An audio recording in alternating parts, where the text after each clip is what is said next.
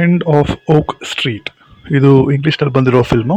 ಇದು Jurassic park ಬಿಟ್ಟು ಡೈನೋಸರ್ಗಳನ್ನ ಚೆನ್ನಾಗಿ ತೋರಿಸಿರುವಂಥ ಫಿಲ್ಮು. ಬೇಸಿಕಲಿ ನಾವು ಜುರಾಸಿಕ್ ಪಾರ್ಕಲ್ಲೇ ಡೈನೋಸರ್ಗಳನ್ನೆಲ್ಲ ನೋಡೋದು, ಡೈನೋಸರ್ ಅದು ಇದು ಏನೇನೋ. ಆ್ಯಂಡ್ ಬೇಸಿಕಲಿ ಡೈನೋಸರ್ ಇಂದ ಸರ್ವೈವಲ್ ಆಗೋದು, ಇವರೇ ಅಲ್ಲಿ ಹುಡ್ಕೊಂಡು ಹೋಗ್ತಾರೆ ಮತ್ತು ಅಲ್ಲಿಂದ ಎಸ್ಕೇಪ್ ಆಗ್ತಾರೆ ಅಂತ ಸ್ಟೋರಿಗಳು ಇರ್ತಿತ್ತು ಜುರಾಸಿಕ್ ಪಾರ್ಕ್ಗಳಲ್ಲಿ. ಈ ಫಿಲ್ಮಲ್ಲಿ ಜುರಾಸಿಕ್ ಪಾರ್ಕ್ಗೆ ಹೋಗಲ್ಲ ಇವರು. ಓಕ್ ಸ್ಟ್ರೀಟ್ ಅಂತ ಒಂದು ಏರಿಯಾ, ಆ ಏರಿಯಾದಲ್ಲಿ ಒಂದು ಮನೆಗೆ ರಿಲೇಟೆಡ್ ಸ್ಟೋರಿ ಇದು. ಸೊ ಫಸ್ಟ್ ಸ್ಟಾರ್ಟಿಂಗ್ ಎಲ್ಲ ಸ್ವಲ್ಪ ಎಸ್ಟಾಬ್ಲಿಷ್ ಮಾಡ್ತಾರೆ ಫಿಲ್ಮ್ಸ್ ಕ್ಯಾರೆಕ್ಟರ್ಸ್ನೆಲ್ಲ.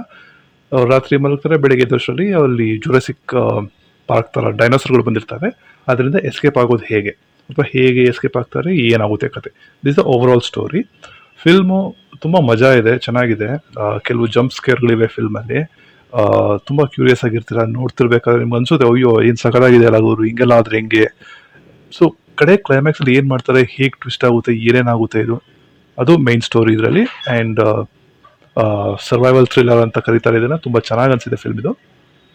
ಸೊ ನೀವು ಹತ್ರದಲ್ಲಿ ಥಿಯೇಟರ್ ಬಂದಿರುತ್ತೆ ಆಬ್ವಿಯಸ್ಲಿ ಫಿಲ್ಮ್ ಇದು, ಹೋಗಿ ನೋಡಿ ಎಂಜಾಯ್ ಮಾಡಿ. ಹಾಗೂ ನಮ್ಮ ಚಾನಲ್ಗೆ ಇನ್ನೂ ಸಬ್ಸ್ಕ್ರೈಬ್ ಆಗಿಲ್ಲ ಅಂದರೆ ದಯವಿಟ್ಟು ಸಬ್ಸ್ಕ್ರೈಬ್ ಆಗಿ. Thank you.